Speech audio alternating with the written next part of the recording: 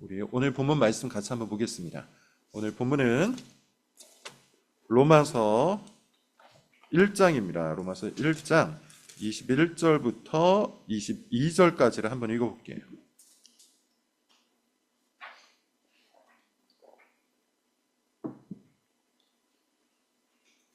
로마서 1장 21절부터 22절의 말씀 우리 같이 한번 읽어보겠습니다. 시작. 하나님을 알되 하나님을 영화롭게도 아니하며 감사하지도 아니하고 오히려 그 생각이 허망하여지며 미련한 마음이 어두워졌나니 스스로 지혜 있다 하나 어리석게 되어. 아멘.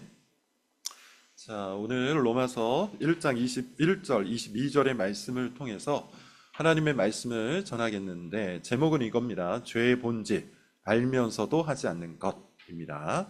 죄의 본질 알면서도 하지 않는 것. 우리가 지난 시간까지 어떤 이야기를 다루었는지 간단하게 복습을 하면서 오늘 본문 속으로 좀 들어가기를 바랍니다. 지난 시간까지 우리는 1장 18절에 있는 가장 중요한 말씀, 불의로 진리를 막는 사람들에 관한 이야기를 했어요. 불의로 진리를 막는다. 이것이 모든 것의 출발이라고 했습니다. 그러니까 단순히 죄라는 것은 몇 가지 규범을 얻거나 몇 가지 잘못된 행동을 하는 것, 이런 수준이 아니라고 했습니다. 우리 마음속에는, 그리고 우리가 살아가고 있는 이 세상에는 하나님에 관한 지식이 가득하다고 했죠. 이것이 우리가 지난주 1장 20절까지 살펴봤던 내용이에요. 우리의 마음속에는 양심이 있어서 선과 악을 분별할 수가 있어요. 따라서 이 양심이라는 것 자체가 하나님께서 존재하신다는 증거입니다. 안 그러면 여러분, 우리가 왜 굳이 선과 악을 나누겠습니까? 또 이 세상 가운데는 하나님의 무대, 하나님의 연극, 또 하나님의 솜씨가 가득하다고 했어요. 그래서 우리는 자연 만물, 우주, 그리고 우리의 인생과 역사 등등을 보면서 하나님의 섭리와 솜씨와 그리고 하나님께서 이끌어 가시는 그 모든 무대들을 발견합니다. 마치 우리가 책을 읽으면서 그 책을 만든 저자를 파악하듯이 하나님께서 직접 창조하신 이 세상을 보면서, 그리고 이 시대를 보면서, 인생과 역사를 보면서 이 모든 것들을 이끌고 계신, 창조하신 하나님을 발견할 수 있다고 했어요. 그리고 이것을 발견하고 이것을 분간하고 이것을 판단할 수 있는 이성마저도 우리는 하나님이 계시다는 증거라고 했습니다. 왜 그렇습니까? 오직 사람만이 이성적 존재이기 때문이죠. 모든 동물들은 다 본능적 존재, 오직 본능에 의해서 무엇인가를 결정하고 선택합니다. 그러나 사람은 유일하게 이성이라는 것이 있어서 생각을 하죠. 생각을 하는데 과거의 것들을 종합하고 미래의 것들을 추론합니다. 이런 모든 사고 과정, 이런 모든 이성과 지성의 과정들이 곧 하나님께서 존재하신다는 것을 증명한다고 했어요. 이유는 간단합니다. 우리가 하나님의 형상으로 지음을 받았기 때문이죠. 그래서 하나님의 지성을 그대로 물려받은 거예요.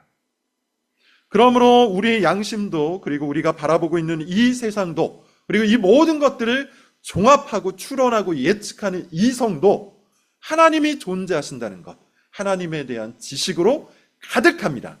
그래서 우리는 로마서 1장 20절에서 이렇게 결론을 냈어요. 핑계할 수가 없다.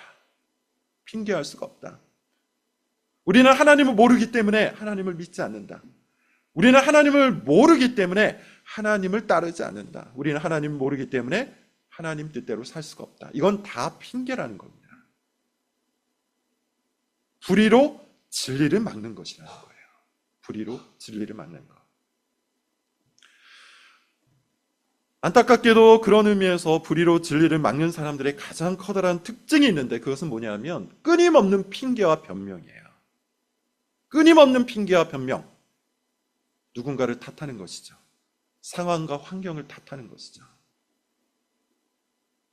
그 변명 중에 여러분 이런 것이 있습니다. 제가 설교 중에 혹은 강의 중에 MBTI와 관련해서 부정적으로 말씀드린 적이 굉장히 많습니다. 기억하시는 분은 있을 거예요. 이것은 사실 제 개인적인 생각뿐만 아니라 많은 목회자들, 또 많은 신학자들이 이런 성격 유형이라는 것이 기독교적이지 않다, 라고 이야기를 합니다. 대표적으로 조셉 민츠라는 신학자가 있는데 그는 이 MBTI를 딱 지목해서 뭐라고 이야기하냐면 세속적인 점성술에 불과하다. 마치 별자리를 보고 누군가의 운명을 맞추는 것처럼 혹은 그것을 이야기하는 것처럼 MBTI를 가지고서 사람을 어떤 성격 유형에 맞춰놓는 것은 전혀 성경적이지 않다라고 주장하는 것이죠. 조셉 민츠만이 아닙니다. 여러분들이 아실 만한 분들로만 좀 말씀을 드리면 존 파이퍼라든지 존 매거라든지 팀 켈러라든지 이런 분들께서 사람을 성격 유형에 맞춰서 이렇게 저렇게 판단하는 것에 대해 굉장히 부정적으로 말씀을 하세요. 이유는 되게 다양하던데 핵심을 딱 한 가지로만 말씀드리면 이겁니다. 성격 유형이라는 피난처, 성격 유형이라는 어떤 안전처로 도망가서 정작 성경이 말하는 대로 우리의 삶을 끊임없이 변화시켜야 되는데 그렇게 하지 못하더라. 그렇게 이야기를 한다는 겁니다. 근데 제가 이렇게 이야기함에도 불구하고 많은 사람들이 여전히 MBTI에 대한 어떤 신뢰를 갖거나 아니면 흥미를 가지고 접근하는 케이스가 많아요. 여러 가지 이유가 있을 겁니다. 기본적으로 예능에서 상당히 많이 다르더라고요. 그리고 아이스 브레이킹용으로 많이 사용하기도 합니다. 심지어 회사에서도 인사처 같은 경우에 MBTI를 활용한다는 이야기 들었어요. 그리고 그것은 우리나라뿐만이 아니라 1990년대 이전에도 미국 사회에서 기업에서 사람들을 채용할 때 그렇게 했답니다. 유래가 있습니다, 여러분. MBTI의 유래를 여러분 좀 잘 살펴보시면 그 이유를 알 수 있는데 칼 융이라는 심리학자가 있죠. 아는 분도 있을 겁니다. 칼 융이라는 심리학자가 총 4가지로 사람들의 기질을 구분한 적이 있어요. 그런데 그 책을 읽던 어떤 한 여인이 거기에 흠뻑 빠집니다. 브릭스라는 여인이에요. 그 여인이 여기에 흠뻑 빠져서 본인이 관찰하고 본인이 판단했던 여러 가지 것들을 더해서 총 16가지의 성격 유형을 만들어내죠. 그리고 그것을 가지고서 당시 세계 2차 대전 때 군인들을 배치하는 데 활용을 했다고 합니다. 그런 역사적인 배경들 속에서 MBTI가 지금까지 흘러온 건데 이 브릭스라는 여인은 사실은 심리학자도 아니에요. 관련된 학자가 전혀 아니에요. 정치학을 공부했을 뿐이고요. 그는 평생 동안 추리소설을 쓴 작가입니다. 그러니까 사실상 아마추어였다는 거죠. 제가 목사로서 이 MBTI나 아니면 성격 유형에 대해서 굉장히 부정적인 견해를 드러내는데 사실 기독교만이 아닙니다. 저만의 개인적인 견해 혹은 기독교만의 어떤 특정한 판단이 아니에요. 1990년 미국 심리학계에서도 이미 이것에 대해서 굉장히 부정적인 의견을 표출했습니다. 과학적인 부분이 상당히 부족하더라. 아주 최근에도 미국 심리학회에서 발표가 나온 것을 살펴봤는데요. 아주 과격한 혹은 극단적인 심리학자는 MBTI를 유사과학이라고 정확하게 규정을 하더라고요. 뿐만 아닙니다. MBTI 재단이 있어요. 그 재단에서도 뭐라고 이야기하냐면 MBTI를 가지고서 사람들을 채용하는데 활용하지 말 것, 이것을 분명하게 이야기를 합니다. 이렇게 제가 강하게 말씀드리는 이유는 여러 가지 이유가 있는데 사실 저는 MBTI에 대해서 잘 모르니까 제가 몇 가지를 틀린다고 해서 여러분 그것에 대해서 뭐라고 하지 마시고 그 취지를 한번 잘 들어보세요. 예컨대 사람들은 자신의 게으름을 가지고서 이 MBTI 뒤로 숨는 경향이 있죠. N인가요? P인가요? 나는 N이라서 나는 P라서 그래서 나는 게으른가 봐. 그래서 나는 약속을 지키지 않나 봐. 그런데 여러분 성경은 정작 뭐라고 얘기합니까? 게으름은 죄라고 얘기해요. 약속을 제대로 지키지 않는 것은 그에게 책임감이 없다고 평가를 해요. 또 누군가는 본인이 P라서 혹은 J라서 등등 잘 몰라요. 아무튼 그런 MBTI 뒤편에 숨어서 나는 이런 사람이기 때문에 나는 이런 기질이기 때문에 나는 이런 성향이 더욱더 강하기 때문에 이것을 할 수 없다. 혹은 이렇게 하는 것이다.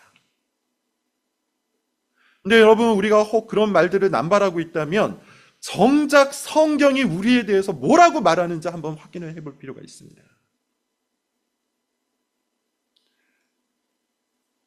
성경은 그렇게 우리를 성격 유형으로 구분하지 않아요. 성경이 사람에 대해서 구분하는 것은 아주 명확합니다. 죄인이냐, 의인이냐. 죄인이냐 의인이냐, 이 두 가지뿐이에요. 그리고 우리가 만약 예수 그리스도를 믿고 예수 그리스도의 의를 힘입은 의인이라면 이제 우리가 가야 할 길은 성경이 가리키는 성화의 길, 거룩의 길밖에 없어요.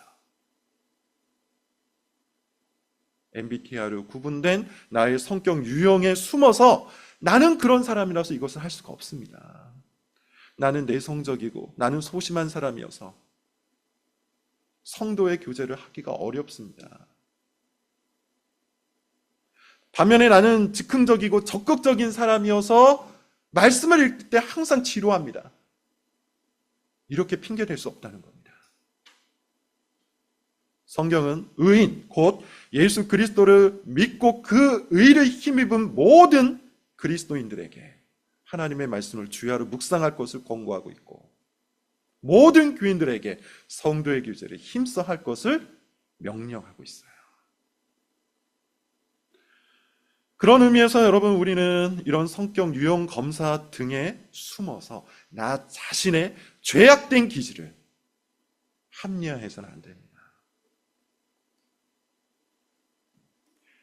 그럼에도 불구하고 많은 사람들이 각종 핑계와 변명, 그 중에 한 수단으로서 성격 유형 검사를 활용하고 있다는 것이죠. 그러나 여러분, 오늘 본문은 그렇게 이야기하지 않습니다. 오늘 본문은 뭐라고 이야기합니까? 21절을 여러분 한번 보십시오. 하나님을 알되, 하나님을 알되, 하나님을 영화롭게도 아니하며 감사하지도 아니하고. 무슨 말입니까? 문맥을 여러분 다시 한번 잘 추적을 해보십시오. 핑계할 수 없다라는 말이 나온 다음에 하나님을 알되, 다시 말하면 모든 사람들은 다 하나님을 안다는 것을 전제하고 있는 거예요. 이거는 여러분 기독교인들에게만 해당하는 말이 아닙니다. 기독교인들 너희 하나님을 아는데 왜 감사하지 않느냐, 이런 말이 아니에요. 모든 사람들, 믿는 사람이나 믿지 않는 사람이나 모든 이들은 다 하나님을 알 수밖에 없다는 거예요. 자신의 양심을 통해, 우리가 바라보고 있는 이 세상을 통해, 그리고 이 모든 것들을 평가하고 판단하는 나의 지성을 통해 우리는 하나님을 알 수 있어요. 그러므로 핑계할 수 없어요. 도망갈 수 없어요. 다른 것을 탓할 수 없어요. 만약 우리가 하나님께 감사하지도 않고 하나님께 영화롭게도 하지 않는다면 그것은 그저 죄일 뿐이에요. 다른 어떤 것도 핑계를 댈 수가 없다는 겁니다.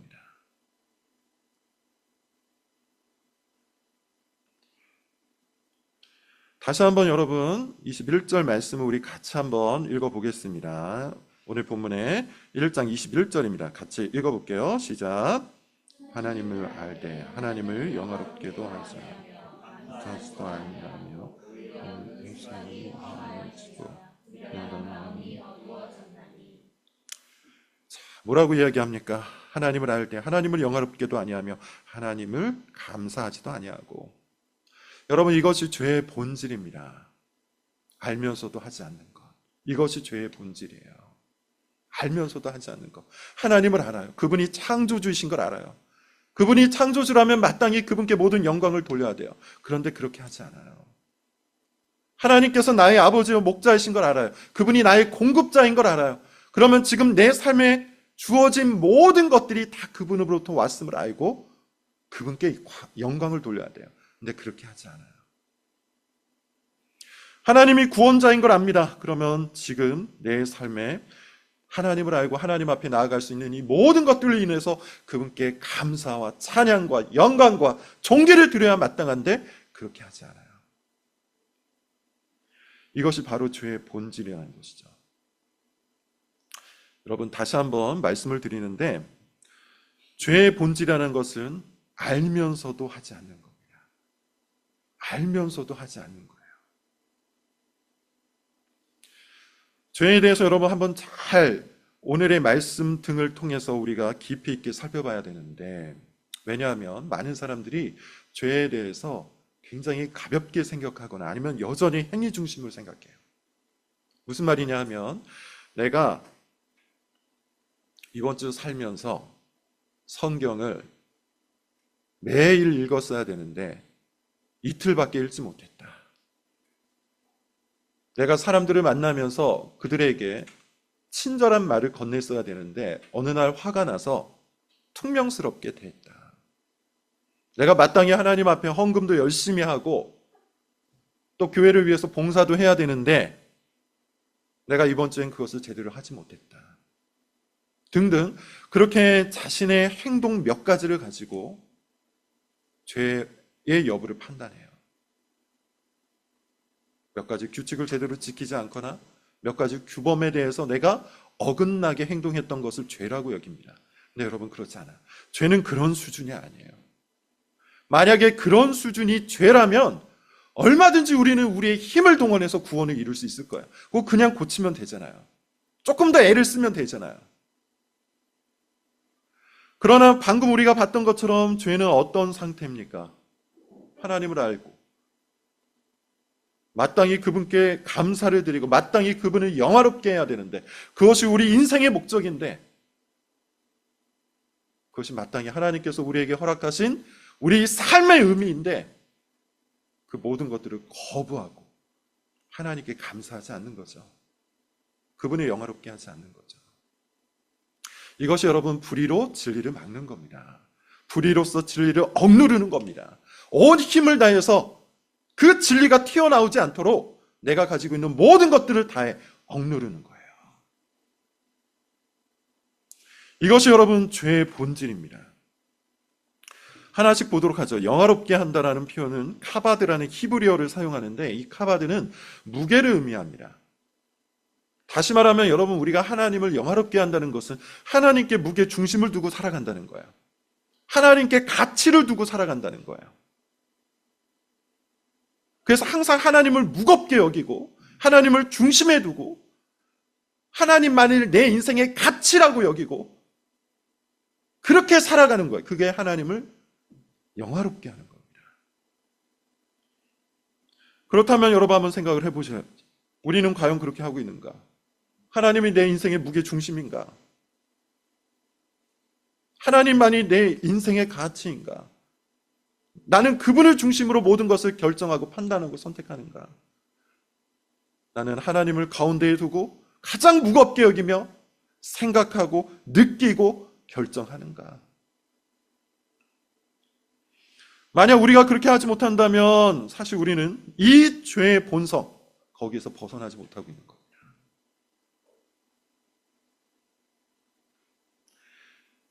두 번째, 하나님을 알 때 감사하지 아니한다라고 하는데 여기서 말하는 감사도 여러분 마찬가지죠. 그저 빈말로 하나님 감사합니다. 하나님 고맙습니다. 이런 것이 아니에요. 여기서 말하는 감사라는 말 속에는 마땅히 그분께 드려야 되는 모든 찬양을, 그분의 가치를 하나님을 하나님으로 대접하는 것을 의미하는 거예요. 앞서 말씀드린 것처럼 하나님은 어떤 분이십니까? 창조주시죠. 아버지시죠. 목자이시죠. 공급자이시죠. 구원자이시죠. 그리고 심판자가 되십니다. 그렇다면 우리는 성경이 말하는 그 하나님을 하나님으로 온전히 대접해드려야 돼요. 창조하심에 대해서 감사하고 아버지 되심에 감사하고 목자 되심에 감사하고 나에게 주신 모든 공급자가 되심에 감사하고 구원하심에 감사하고 심판자이심에도 불구하고 우리를 용서하심에 대해서 감사하고 그렇게 우리는 하루에 처음부터 끝까지 나에게 주어진 모든 것들을 들어 그분께 감사해야 돼요. 이게 여러분 코람데오의 삶 아니겠습니까? 하나님 앞에서 살아가는 삶. 그래서 내 입술에는 그분을 향한 노래가 있어야 되고 내 마음속에는 그분을 정말 기분 좋게 생각하는 감정이 가득해야 되는 거예요. 그리고 내 삶의 선택으로는 오직 그분을 영화롭게 하는 선택이 이루어질 수 있어야 되는 것이죠.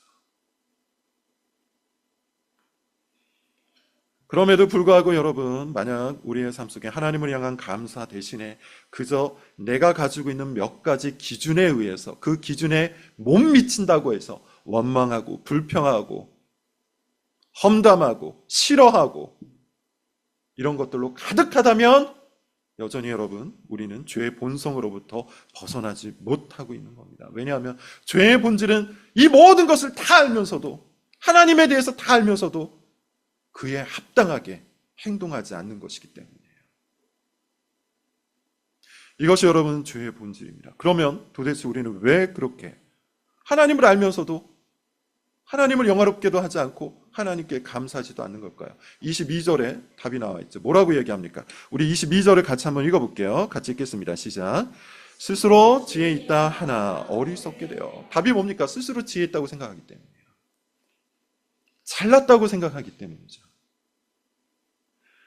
적어도 이렇게 생각하는 겁니다. 하나님께서 나를 구원하심에 참 감사드립니다. 그래서 내가 주일만큼은 교회 와서 예배를 드리겠습니다. 그러나 월요일부터 토요일까지 세상 속에서 살아가는 이 모든 일들에 대해서는 하나님, 아무리 생각해도 제가 하나님보다 더 똑똑한 것 같습니다.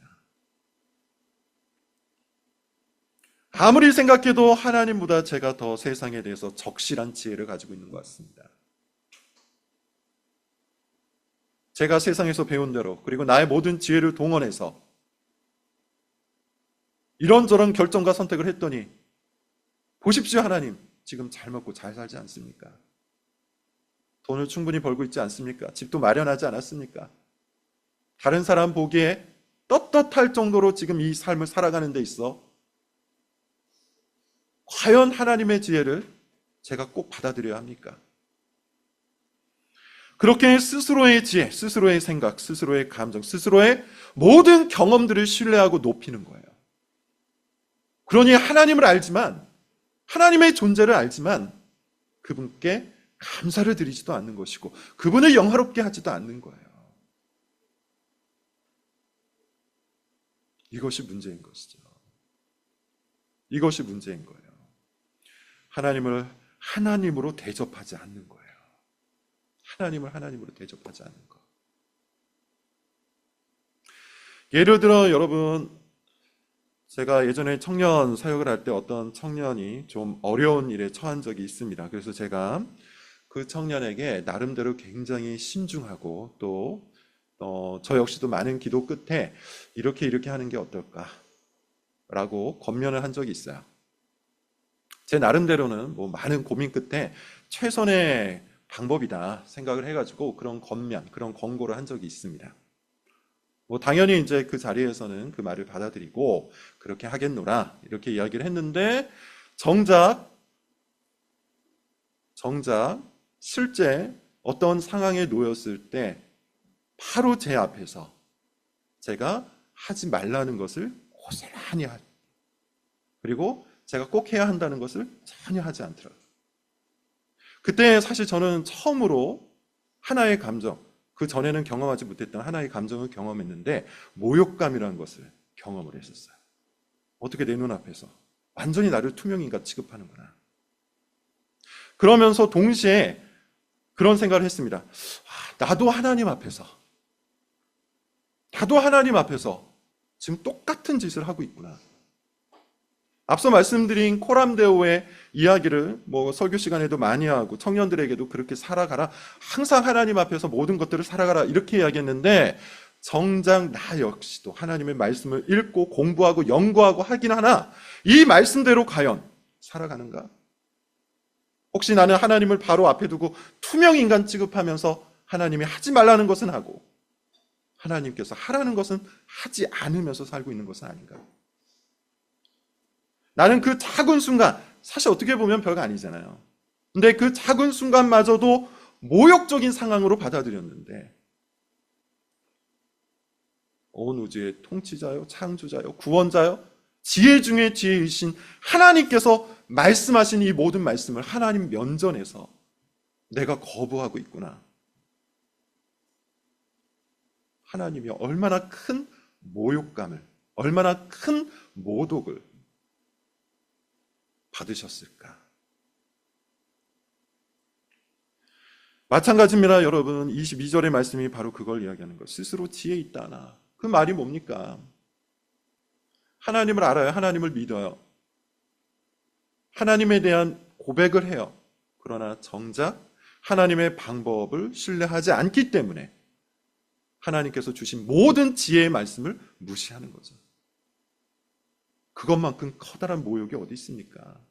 그것만큼 커다란 죄악이 어디 있습니까?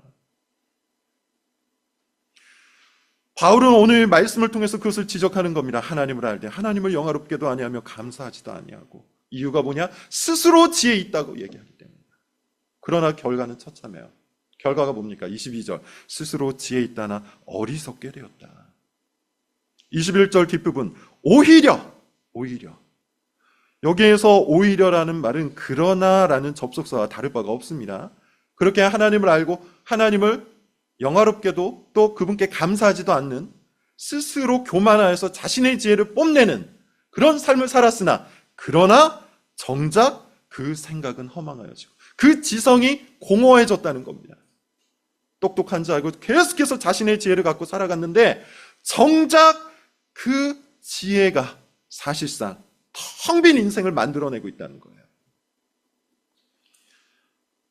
두 번째는 뭐라고 얘기합니까? 미련한 마음이 어두워졌대요. 미련한 마음이 어두워졌다는 것은 사실상 반복되는 겁니다. 미련한 마음이 더 미련해졌다는 얘기예요. 미련한 마음이 더 미련해졌다.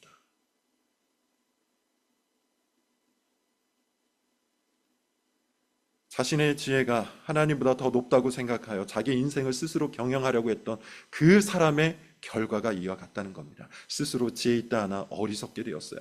그 생각은 허망하여졌어요. 미련한 마음은 더욱더 미련해져 버렸어요. 그게 그 사람의 심판이에요. 우리가 이 세상을 살아가면서 1차적 심판이 바로 여기에 있는 겁니다. 어떤 사람은 종종 이런 말을 해요. 우리가 죄를 지었음에도 불구하고 아무런 내 인생에 큰 문제도 발생하지 않지 않나.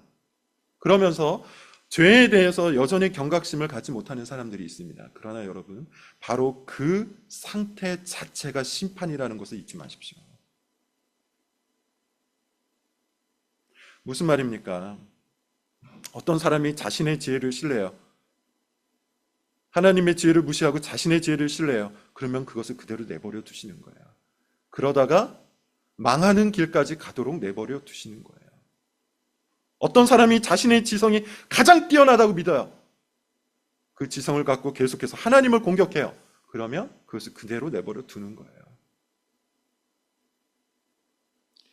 이번 주 성경 문답의 내용 같이 참여하신 분들은 알겠지만 애굽을 향한 10가지 재앙 이야기가 나옵니다. 거기에서 핵심되는 문장이 있었어요. 하나님께서 바로가 완악하도록 내버려 두셨다. 하나님께서 바로의 마음을 완악하게 하셨다. 무슨 뜻이라고 했습니까? 우리 같이 참여하신 분들은 기억하시겠지만 하나님께서 그냥 그렇게 내버려 두셨다는 거예요. 바로는 지금 어떤 상태입니까? 하나님을 알잖아요. 어느 날 갑자기 모세가 찾아와서 이 이스라엘의 하나님이 사울길을 걸어가서 거기서 나를 향한 제사를 지내도록 내 백성을 내보내라, 이렇게 말했다고 전달을 해요. 말만 한 게 아니에요. 기적을 일으킵니다. 나일강이 피로 바뀌어요. 이해할 수 없는 온갖 기적들이 일어나요. 당연히 바로 입장에서 신적 존재가 지금 이 일을 일으키고 있으면 알았어요. 알았으면 어떻게 해야 합니까? 그 말씀을 따라야 되잖아요. 근데 그렇게 하지 않아요. 그 상태를 뭐라고 표현하냐 하면 완악하다라고 표현해요. 그리고 하나님께서 그렇게 하셨대요. 그 말은 하나님께서 바로가 하고 싶은 대로 하도록 내버려 두셨다는 거예요. 그래, 네가 하기 싫으냐? 네가 내 말을 따르기 싫으냐? 네가 나를 하나님인 줄 알고도 내 말을 따르지 않겠느냐? 그럼 그렇게 해라. 그게 심판이에요. 그게 1차적인 심판이에요. 반면에 은혜는 뭡니까? 하나님께서 내버려 두지 않으시는 거죠.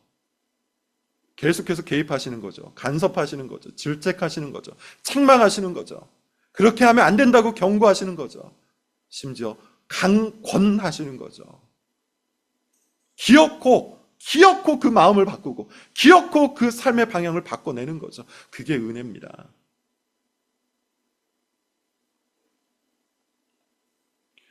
설교를 마무리 짓겠습니다. 여러분, 18절 이후의 말씀을 시작하면서 이렇게 말씀을 드렸어요. 우리가 3장 23절까지 굉장히 괴로운 말씀들을 지속적으로 들을 수밖에 없다. 왜냐하면 하나님께서 로마서라는 말씀을 통해서 복음의 구조대로, 복음의 순서대로 지금 우리를 이끌고 가시는데, 상당히 많은 구절이잖아요. 1장 뒷부분부터 3장 거의 끝에 이르기까지 상당히 많은 분량을 통해서 죄가 무엇인지를 설명하기 시작했었어요. 당연히 죄라는 이야기 듣는 게 힘든 이야기입니다. 왜냐하면 이 죄를 로마서 말씀은 객관적으로 설명하는 것이 아니라 이 죄를 가져다가 우리를 설명하기 때문이죠. 죄는 이런 것이야. 이렇게 이야기하고 끝나는 게 아니에요. 죄에 대한 논문이 아니에요. 이 죄를 우리와 연결지어서 설명하기 때문이에요. 그래서 우리는 이 말씀을 듣다 보면, 이 말씀을 읽다 보면, 이 말씀을 묵상하다 보면 우리의 마음속에 괴로움이 발생할 수 있습니다. 그러나 여러분, 다시 한번 말씀을 드리는데 외면하거나 회피해서는 안 돼요. 있는 그대로 들어야 돼요. 마음이 괴로우면 마음이 괴로운 대로 받으셔야 돼요. 심지어 거부감이 생겨도 그 거부감의 정체가, 도대체 이 거부감이 어디에서부터 왔는지 살피셔야 돼요. 우리 심령과 우리 감정에서 일어나는 이 모든 마음의 움직임들, 감정의 움직임들, 그 자체가 은혜이기 때문이에요. 가장 커다란 심판은 뭐다? 이런 말씀을 들어도, 이런 성경을 읽어도 내 마음속에 아무런 일도 일어나지 않는 것, 두려움도 괴로움도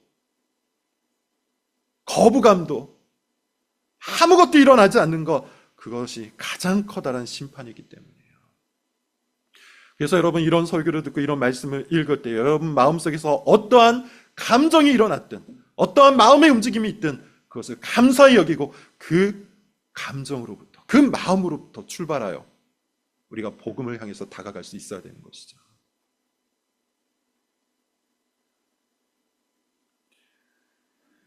우리는 하나님을 압니다. 저 불신자들은 하나님을 알지 못하지만 우리는 하나님을 더욱더 깊이 압니다. 하나님의 말씀을 통해서 하나님에 대해서 구체적으로 압니다. 그렇다면 여러분, 우리는 마땅히 하나님께 감사드리고 하나님을 영화롭게 하기 위해 우리의 모든 삶을 들었어야 돼요. 감히 하나님 앞에 서서 우리의 지혜를 뽐내서는 안 돼요. 감히 하나님께 우리의 지성을 들고 자랑해서도 안 돼요. 오직 하나님의 말씀을 붙들고 하나님께서 우리에게 주시는 바 모든 지혜를 쫓아가기 위해 애를 써야 돼요. 그럴 때 하나님께서 우리의 삶을 통해, 우리의 작은 순종을 통해 영광 받으시고 또한 그것을 통해서 우리를 이끌어 가시는 겁니다. 오늘의 설교를 통해 여전히 죄 가운데 있는 사람이라면 마음의 움직임을 쫓아 복음을 발견할 수 있기를 바라고, 예수 그리스도를 믿는 참된 믿음 안에 있는 사람이라면 우리 삶의 목적이 어디에 있는지 다시 한번 확인하시고 우리 주님께 감사하고 하나님을 영화롭게 하는 삶을 살아갈 수 있기를 바랍니다. 기도하겠습니다.